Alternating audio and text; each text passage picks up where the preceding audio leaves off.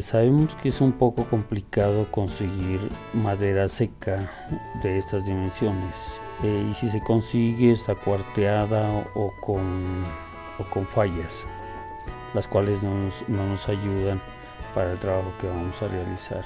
Y las fallas que habitualmente vienen en la madera nos toca eliminarlas, en este caso partiendo por donde está la falla esta pieza para luego comprar la otra y lograr las dimensiones que necesitamos, que son de 15 por 15 para que al final nos quede de 14,5 por 14,5.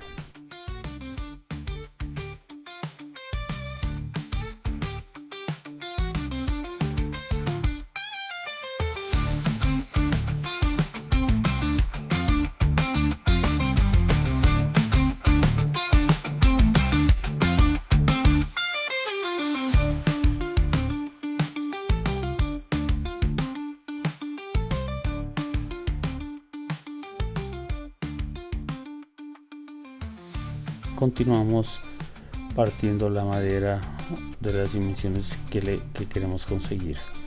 En mi caso nos toca aquí estos dos pedazos dejarlos de 7.5 por 7.5 para que nos quede 15, de pronto unos 2-3 milímetros más que nos sirven de tolerancia para poder dimensionar la madera y que nos quede exacta. Cuando pegamos estas piezas las dejamos secar y pasamos a planear el lado que vamos a echar pegante y unir todas las piezas necesarias, en este caso para conseguir el bloque que necesitamos de 15 por 15.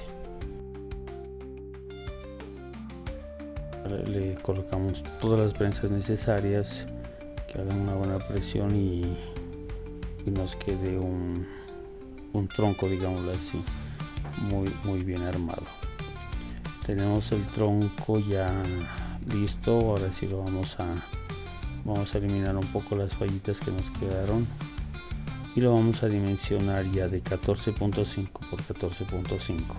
En este caso, para que el tornero tenga medio centímetro de tolerancia, que si es muy buen tornero le va a quedar una pieza torneada de 14.5 por 14.5 sin necesidad de quitarle más madera de la que necesita quitarse.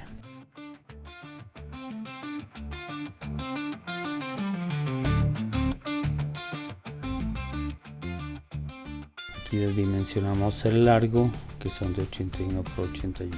Pasamos, luego de que la pieza la tenemos torneada, a sacar un pedazo, en mi caso de cartulina, y hacemos la plantilla que necesitamos para hacer el calado correspondiente. Yo esta cartulina la tracé a más de 45 grados, creo que a aproximadamente a 50 grados la inclinación de la línea, para poder hacer un calado que nos quede con bastante forma. Ya que dividimos las secciones, teniendo en cuenta que la broca que vamos a utilizar es una broca de espada de 1.5 pulgadas, equivalentes aproximadamente a 4 centímetros.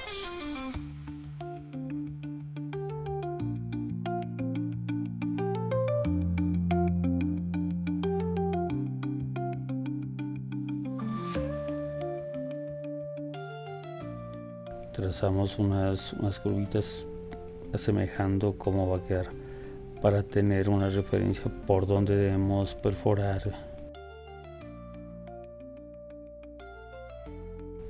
y qué tanto tenemos que perforar. Ya que hacemos todos los trazos en nuestra plantilla, marcamos el centro por donde nos va a seguir, marcamos el centro, el cual nos va a servir de guía para perforar con la broca. Trazamos varias veces con el lápiz para esta línea pasarla directamente a la parte cilíndrica de nuestra pieza torneada.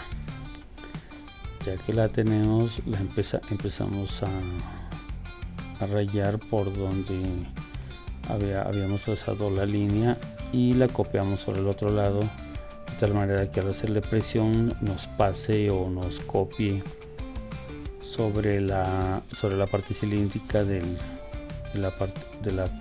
torno por el cual o por donde vamos a hacer nuestro calado.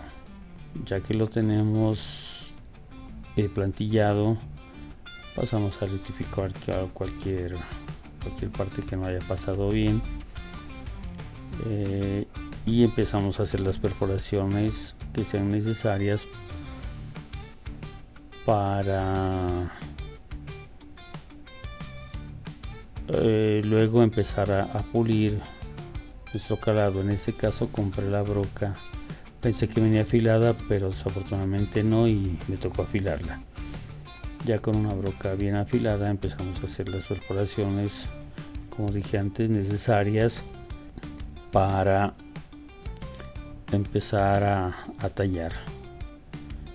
Aquí yo siempre empiezo por la primera perforación, hago las perforaciones necesarias, y antes de terminar hago la última y la penúltima perforación con mucho cuidado de no pasarme, y teniendo en cuenta lo que toca hacer de profundidad.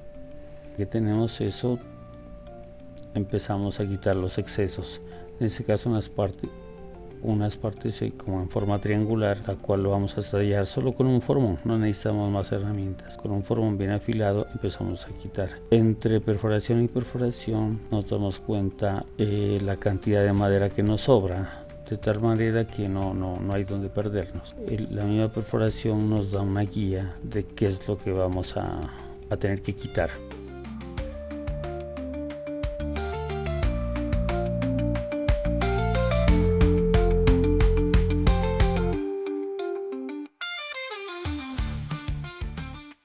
Y tener que tallar y pulir para que nos quede el calado muy bien hecho. Sé que se puede hacer ese tipo de trabajos en otra maquinaria, de pronto en una CNC o en un entorno computarizado, ¿no?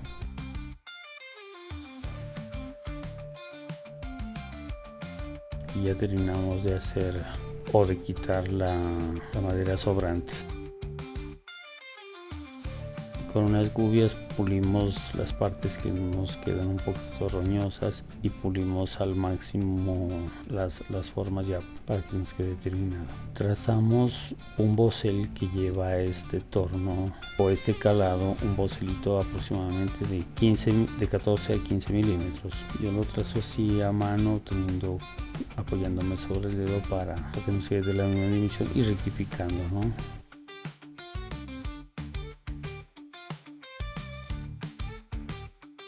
Nos ayudamos con la ruteadora para redondear el bosel y a redondear la parte opuesta al bosel en el calado. Después volvemos con una herramienta que se llama un buril.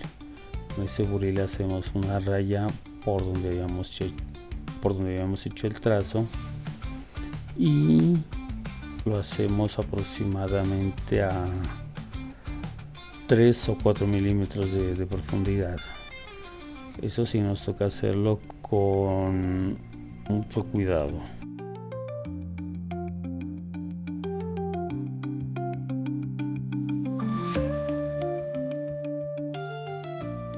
Ya que tenemos el bosel trazado con el buril, empezamos con el mismo formón u otro formón que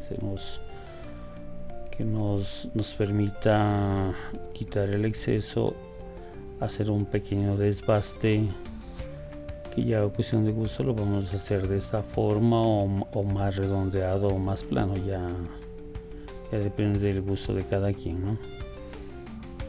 Aquí con una gubia plana quitamos un poquito los excesos, las partes planas, para que el bosel nos quede más redondo. Y perfeccionamos la parte del bosel con una gubia por el lado opuesto, que por la forma cilíndrica del torno nos permite hacerlo sin mayor complicación,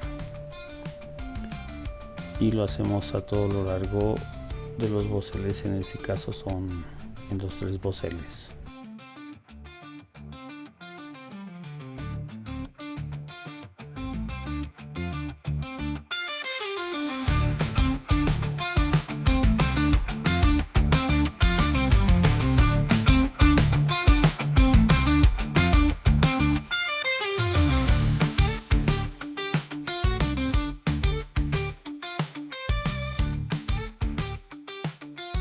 Por último, pasamos a lijar todo el tallado que hemos hecho con una lija de grano 120, 100, 120, 150 de pronto, dependiendo de la dureza de la madera, ¿no? Una madera suave o blanda con lija 120 nos queda muy bien para aplicar una gama de lijas, de ahí 150, de ahí 180, con la cual podemos terminar para pasar luego la pintura. Siendo eso todo, así nos quedan nuestras columnas caladas. Tengo entendido que este calado se llama calado salomónico, no sé qué tan cierto será, pero así lo llaman algunos maestros. Eso es todo, muchas gracias.